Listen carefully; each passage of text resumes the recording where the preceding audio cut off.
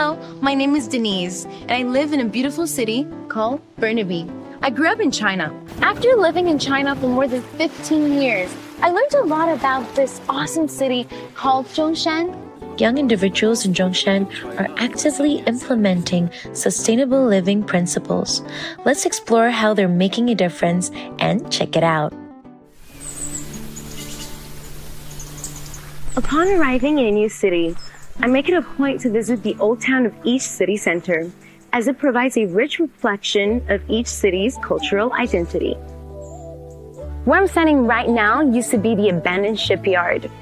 Through citizens and designers' effort, they were successfully able to convert it into a prime example of industrial district regeneration projects on a global scale.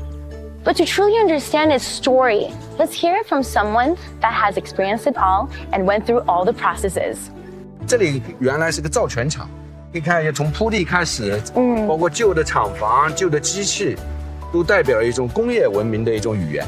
Zhongshan is actually aiming to build more and more parks within the city, where they're creating a lush green landscape just like the natural oxygen bar, where there's another term also known as the ubiquitous green areas.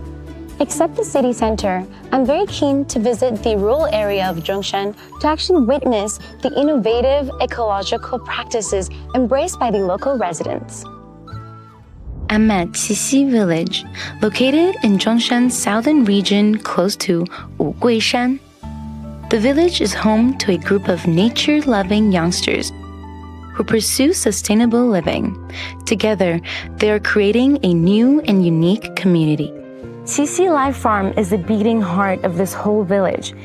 It attracts young entrepreneurs from all around the world, including graduates from well-known universities. But what really makes Qixi so appealing? Let's hear it from Mr. Hao. 这里离城市并不太远，这样就为我们做所谓的体验式的发展，乡村旅游打下了一个很好的基础，也方便大家在这里生活。